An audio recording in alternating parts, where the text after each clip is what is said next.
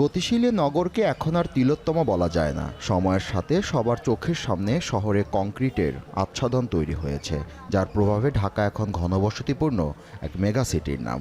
এখানে ইট, পাথর ও সড়কের পিচ দিনের বেলায় প্রচুর তাপ শোষণ করে, রাতে তা বেরিয়ে আসে, যে কারণে চলতি মাসে সমানতালে আবহাওয়ার বৈরী রূপ দেখেছে দেশবাসী। আবহাওয়াকে আরও অস্বস্তিকর করে তুলেছে জলবায়ু পরিবর্তন, জীবাশ্ম জ্বালানি, বন উজাড় ও শিল্পাঞ্চল থেকে নির্গত কার্বন ডাই অক্সাইড। এর সাথে যোগ হয়েছে বাতাসে অতিরিক্ত জলীয় বাষ্প, যার ফলে বৃষ্টি কমে অনুভূত হচ্ছে তীব্র গরম। বিশ্ব আবহাওয়া সংস্থা জানিয়েছে 2026 সালের বাকি সময়টাতে এল নিনো আরও শক্তিশালী হতে পারে, যা পুরো বিশ্বের আবহাওয়ায় উষ্ণতা বাড়িয়ে দেবে। গবেষণায় দেখা যাচ্ছে বৈশ্বিক উষ্ণায়নের প্রভাবে দক্ষিণ এশিয়া জুড়ে তাপপ্রবাহের তীব্রতা দিন দিন বাড়ছে।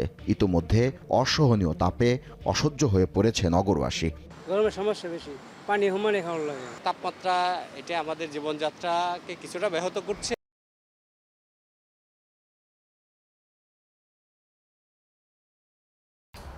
আবহাওয়াবিদরা জানান চলতি মাসে আরও 2টি তাপপ্রবাহ আসতে পারে। জুন মাসে এসে এখন আমরা এল নিনোর একটা কন্ডিশনের মধ্যে প্রবেশ করেছি।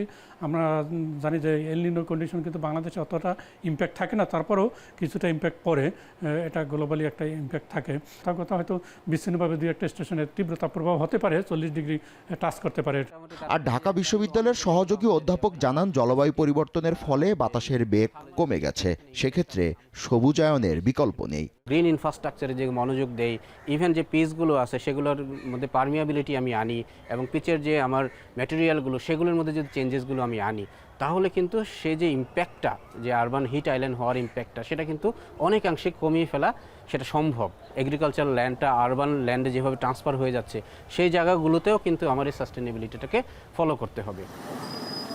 অপরদিকে জলবায়ু বিশেষজ্ঞ বলেন সামনের দিনে গরম আরও বাড়বে, তখন বহুবিধ অসুবিধা তৈরি হবে, তাই সামগ্রিক নীতির পরিবর্তন জরুরি।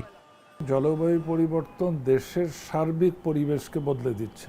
প্রাকৃতিক দুর্যোগের ইন্টেন্সিটি, ফ্রিকোয়েন্সি, ডিউরেশন, টাইমিং বদলাবে। জলবায়ু পরিবর্তনটা বাংলাদেশের সকল প্রজেক্টে বিবেচনা করে এগোতে হবে।